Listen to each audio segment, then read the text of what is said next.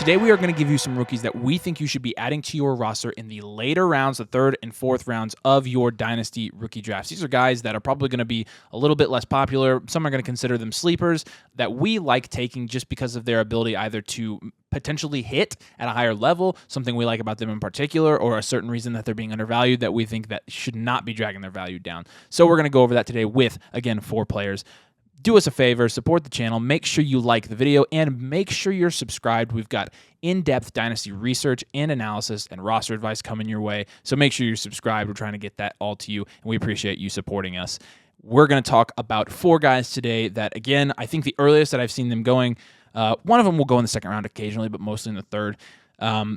These are guys that you're getting for third and fourth round picks, which, as we've discussed on this show many times, are pretty much nothing. I mean, you can get them for even late second. Almost, you can make that argument too. Almost nothing. Yeah. And then in my opinion, the dart throw territory starts in the late second. Like outside of the top 18 prospects, in my opinion, that's when you get into dart throws. So looking at some guys that you should be adding to your Dynasty roster in every single draft. The first one we're going to have here is Jayden Reed. And this is a guy, when you look at our initial reaction to him being drafted by the Packers, not somebody that we had on any of our rankings videos before the draft. Not somebody that we did a prospect video before the draft. Not somebody that I watched film on. Did you watch film on him? I did. Yeah, whatever. Did you watch film on him? I did. Okay, everybody watched film but me. I mean, but the franchise guy liked him a lot, so I figured I'd check him out. Yeah.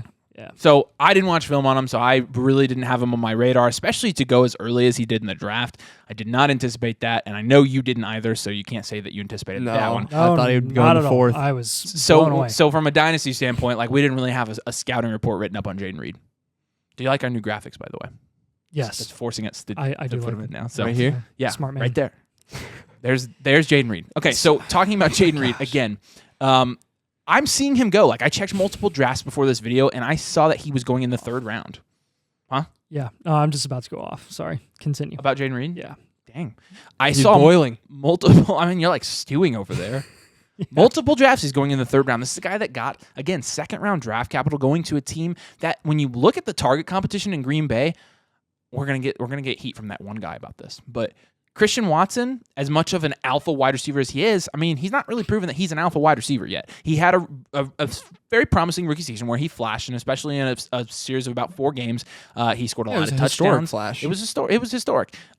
We have still yet to see him consistently carry that over a whole season. So excuse us if we think that we need to see a little bit more from Christian Watson before we dub him the true alpha wide receiver in the Green Bay Packers offense. And given that Christian Watson was more big play dependent last year, and yes, even though it's not a bad thing, he was. Slightly. That brings Jayden Reed into the equation. So talk a little bit about why we like Jayden Reed and the Christian Watson conundrum. And, okay, so Christian Watson drafted the second round last year. Then you turn around, you get real high on Christian Watson because of all the touchdowns he scores, and then they draft Jayden Reed in the second round this year. Pretty much the same amount of draft capital, and you're low on him and you're higher on Christian Watson because the Dynasty community thinks that Christian Watson is all of a sudden going to change his wide receiver position and just magically be the slot receiver in that offense who gets all of the targets. No. What are you talking about? What do you think's going to happen with Christian Watson? Do you think he's just going to completely change everything that he's good at? No. You're going skip on him. 20% red zone percentage, or 20% red zone targets last year in the Packers offense with Aaron Rodgers. 15.2% target share. 15%. And we're overpaying and giving up an early to mid first round pick for Christian Watson in an offense where Jordan Love, who has 1 game of experience in the NFL. He's a Hall of Famer. He's the next Brett Favre and Aaron Rodgers. How dare you? Come on, guys. Come on. Jayden Reed's, his yards per reception alone, I think, are really encouraging for me personally. You know, his volume and his receiving yards, and he didn't declare early in the NFL, but neither did Christian Watson, and the Packers took him in the second round for a reason. He had a 22% target share in college his senior year, 11.6 yards per reception. You know what that screams, and you know what that means. Slot receiver who gets all of the targets from Jordan Love, who is an inexperienced, essentially rookie quarterback in that offense. Go ahead. What does PPR stand for? Points per reception. Meaning the more receptions he gets a point for each of them. So when you're talking about a guy that's going to be in the slot, it's going to be playing with an inexperienced quarterback in Jordan Love, somebody who's going to prefer to throw the ball a little bit more intermediate, a little bit more short. this is a guy that could get a lot of those. This is a guy that could. You're talking about, Christian Watson, who's not getting a ton of receptions, but he's more big play dependent, and then Jayden Reed, who could come in and get some of that shorter yard situation. I know you probably think we're idiots right now, and you're right. We are. That's another reason you should subscribe, because we're not uptight and we don't think we know everything, and we high five 4 times consecutively in the middle of the video. But go ahead. PPR, points per reception. Correct. Christian Watson, in his illustrious NFL career, has topped 5 receptions once. He's had 5 receptions also once. Yeah. And we like Christian Watson. Christian Watson is a very good NFL player. Nice. It's your computer screen. This is not to say that Christian Watson isn't going to make strides and improvements next season. This is all to say that why the heck is Jayden Reed being shorted, guys? And why is Christian Watson's value going up when he literally he's going from playing with the best I said the best, not the greatest, the best quarterback of all time to Jordan freaking Love. And his stock's going up. They drafted 2 tight ends. Yeah. The tight ends could get just as many targets too. They're all easier targets. All right. I think the point here is that the Packers are supplying Jordan Love with a safety net, also called a slot receiver, someone he can pepper with targets, who he can give 8 targets a game, and he won't just catch 4 of them. I love that you use pepper this as is a just verb. This is just turning into a Christian Watson video. But we need to move on. No, really. Jayden Reed's going to get plenty of receptions in that offense, and we really believe it. They wouldn't have spent that draft capital on him otherwise. Here's the cliff notes. As we've done more research on Jayden Reed, we believe he can have an immediate impact in the Packers offense, and we believe he's going to be somebody that gets a lot of receptions in that offense. Landing spot, baby. Let's go to Michael Wilson. Michael Wilson could potentially, because when you're talking about DeAndre Hopkins, who could obviously be moved at any time, if he is moved, Michael Wilson's probably the wide receiver 2 in that offense. And look, I understand Rondale Moore. Simon is a Purdue student, so he knows plenty about Rondale, and we like Rondale, and we're not going to short him because of his height, and we know his average depth of target his first year was like 1 yard, and we get it. But with Michael Wilson, Michael Wilson had a freshman breakout, and we'll throw that up on the screen as well. But, his senior year, he played 6 games. He had 40 targets in 6 games. He had 26 receptions for 418 yards. So you're looking at Hollywood, Rondale, and Wilson when you're avoiding D-Hop. And again, that gives him the opportunity to slide up into that wide receiver role potentially in that offense. In an offense that obviously, at first is not going to have Kyler Murray. But the biggest question, I think, for Michael Wilson is going to be his health. Over the last 3 seasons, he's only played in 14 games total. I think when he has played, he's clearly flashed. But obviously, the best ability is availability, so we're going to be looking for that. But in terms of Michael Wilson's film, which you clearly obviously watched because you watched everybody's film, and I just didn't. Talk about Michael Wilson as a player and why he might fit well there and why he might thrive in that offense, actually. Yeah. Michael Wilson, I think one of the best things that he had was not his availability, but his size, which is something that was really lacking in this year's NFL draft with the wide receivers. How big is he? I don't have it pulled up right now. I gotcha. But I think especially looking at the Arizona Cardinals offense, they have Rondale Moore, who you said the best availability. He's not really been that person. He's 6'2", 210. Yeah, so Mike Wilson offers some pretty good size. Rondale Moore does not. Hollywood Brown does not. DeAndre Hopkins, he's old. And as Nathan says all the time, he's washed. DeAndre Hopkins is still one of the best wide receivers in the NFL, Nathan. Sorry. Yeah, he's not washed, Nathan. I did not say he was said washed. that. Shut up. That's the thing with Mike Wilson. He's going to bring another layer to that Arizona Cardinals offense, and it's something they were obviously lacking last year. They have some smaller guys, and he actually serves very well as a downfield threat. Hollywood Brown also has been used in that area, but as we saw in Baltimore, he's also very good in the screen game. Rondale Moore is a very limited gadget wide receiver, and I know that's treason against Purdue University, all hail, but Michael Wilson, I really do think he will have a role in the Arizona Cardinals offense. I don't think they would have drafted him. Four receivers aren't used often, but what round was he? Third round. So this guy, this is another guy who older than most of the prospects going in the early rounds, but he's very abnormally mature from a route running perspective. That's what really I noticed from his film. And I thought it was very telling of what franchise guys talked about him from a route running perspective. very Devontae Adams-esque. Not saying he would be that in fantasy at all, but he's very mature. He's very good at making the DB or the corner miss, especially in the short to intermediate game. In the middle of the field, he's an absolute technician. Like if you watch his film plays and the see mind what he games. does, he plays the mind games. He'll look one way, and the DB's over there, and he's like cutting across the field. It's pretty hilarious. It's a good skill to have. He's a dominant contested catch guy in the red zone. That really is nice to see. He uses his size well, and honestly, of all the guys I watch from a contested catch perspective in this class, Michael Wilson was one of the better ones, and he was definitely up there. And with him, I think compared to Rondale Moore, because we're Rondale Moore fans, I think more than most people are in Dynasty. Yeah. We like his target volume in the Cardinals offense. When he was healthy last year, dude, he was averaging like 15 points per game when he was healthy. Again, it was only 6-7 games. But with Rondale Moore, Michael Wilson offers something that Rondale Moore can't, and that's yards after the catch. Rondale Moore, every time when he catches the ball, he falls down. Like he's not really getting anything much after the catch, nothing consistently after the catch. If you look at his game log, Michael Wilson is consistently doing stuff after the catch. And I'll tell you that's what, why we like him over Rondale. They have probably the most injured wide receiver trio in the NFL, and they just drafted a guy who cannot stay healthy. It's kind of hilarious. Yeah, I know. But I was thinking the same thing. It does speak volumes that Michael Wilson, who's only played 14 games, over the last 3 seasons, still goes in the third round. That shows you what his upside is. Good value, man. And, the next guy we're going to be talking about here is Puka Nacua, who has just kind of magically flashed on everybody's radar, and now is this sleeper because he went to a good situation. Everybody's like, oh, he was actually pretty versatile in college. And there may be someone who liked him 2 or 3 months ago. I think everybody who's watching this video, especially if you're subscribed, make sure you do it. Everybody who's watching this video is like, oh, yeah, Puka. What's up, Puka? Because we've been talking about Puka forever. Ben Puka Nacua is a guy that he saw, and he's like, oh my gosh. Biggest Puka stan. He gets obsessed with these just random prospects. But in this case, it's actually going to pan out. Because when you look at Puka Nacua and the situation he went to, he's going to the Los Angeles Rams, and now behind Cooper Kupp, they don't have Allen Robinson anymore. They've got Tyler Higbee as well, but I'll let you break this one down. He's your guy, so go for it. And yeah.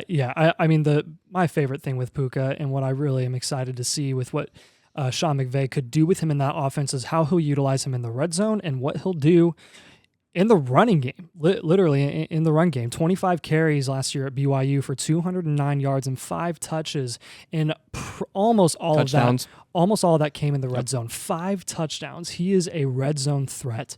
From a wide receiver perspective, he absolutely has the ability to climb up that depth chart from a target perspective easily. Your wide receiver 2 in that offense behind Kupp, who got injured halfway through the season, was Tyler Higbee, who's a tight end with 108 targets, and he's buns. And then you've got Scourneck, who has 61 targets. Never heard of him in my life. Van Jefferson, 44 targets. Allen Robinson, not there anymore, 52 targets. Tutu Atwell, 35. Powell, 32. These guys are nothing, jack, squat. And Puka, who's very versatile, he's going to get plenty of opportunity in that offense, and I'm excited what he can do in the red zone. Yeah, again, this is a guy we've talked about and covered at length, so we've talked about him plenty. You know a lot about Puka right now, but again, as he's going in the 4th round, and most of the time he's actually going undrafted, unless one of us has 4th round pick. I've been picking him up off of waivers this week, along with Charlie Jones, who we could have put on this video as well. Dang it, we should have put Charlie Jones on this video. Yeah, I was just thinking that. Charlie Jones is genuinely one of the better wide receivers in this All right, draft. we'll throw him on there.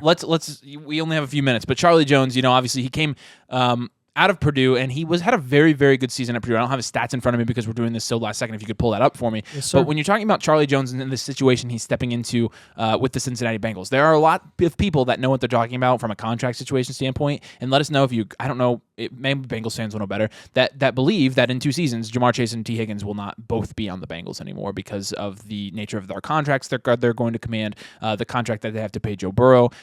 So when you're talking about Charlie Jones, Tyler Boyd, a guy that plays, the third guy behind those 2 receivers right now. Tyler Boyd is a very fantasy productive wide receiver. You're talking about a guy for the 3rd option on his team. He is probably the most productive wide receiver 3 in the NFL. And Charlie Jones is a guy from a skill set standpoint, if you'll give me his statistics real quick, but he's just from a skill set standpoint, he's a guy that could absolutely slide into being one of those productive, less targeted wide receivers in the Cincinnati Bengals offense.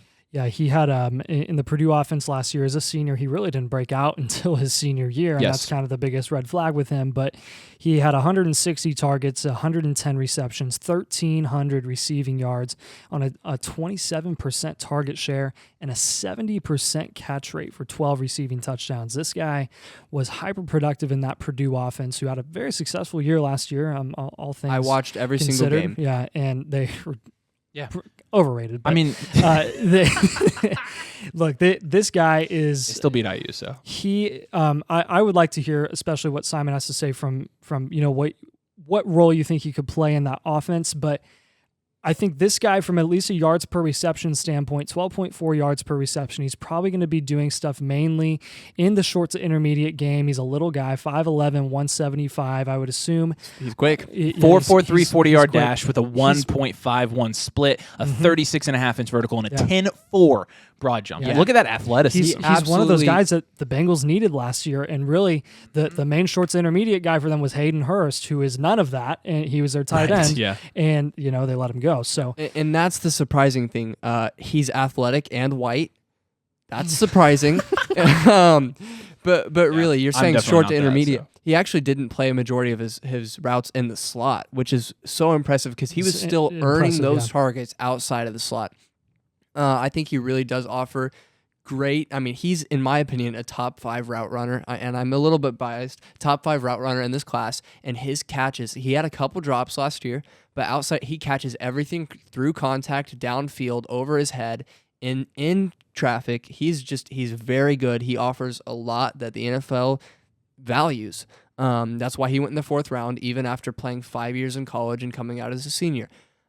He's very, very talented, and this is the thing you didn't see much in the film. If you only watched last year, the year before at Iowa, I believe he had 900 yards in the punt return game because Iowa's passing offense was just so bad, but they knew he was talented, and they had to get him out there somehow.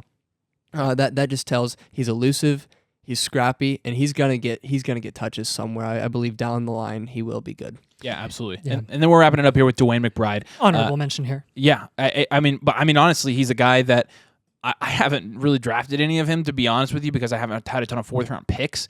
But when you're looking at him, I mean, he's also a guy that you could potentially be getting on waivers. He may step into a committee with Alexander Mattison when you're looking at the opportunity there in Minnesota, given that they're probably, although there came out something today that they could actually re-sign Dalvin Cook to a different contract, which I think would be ideal for both sides. If not, I mean, tell us a little bit about DeWayne McBride and what he brings, because he could honestly step into being a sneaky fantasy relevant dude here. Yeah, McBride is a guy that, again, once you're getting into the late 4th round of your rookie drafts or even off waivers, you're just taking your shots here. You're just trying to get market value positive with some of these guys and pay dang near nothing for them. And he was one of the most hyper-productive running backs in college last year. At UAB, 233 rushing attempts, 1,700 yards, 19 touchdowns. That was a 7.35 yards per carry. Nice. Performance there. Absolutely zero receiving upside, which is why he went in the 7th round. 4 targets on the year for 2 receptions. Disgusting, not what you're looking for at all. But why exactly then would the Vikings, try to invest in DeWayne McBride, and why did I think they get a really good value from him? It's because he's stepping into a situation where Dalvin Cook may stay and he has receiving upside, and that's probably what the role that they're going to want him to play if he stays. And Madison has a little bit of receiving upside too, not as consistent, but he's not going to be a bell cow running back. Neither Dalvin nor Alexander Mattison, when they step on the field consistently, are efficient. Neither of them are. Dalvin Cook's true yards per carry last year, I know we make fun of true yards per carry, 4.1 last year, and it's been falling, guys. His average has been falling from yards per carry for the last 3 seasons. If he leaves, he'll have 264 vacated rushing attempts, and I would assume probably a decent amount of those will go to DeWayne McBride, if he makes a team and he really shows out in training camp this season. Madison's an inefficient runner.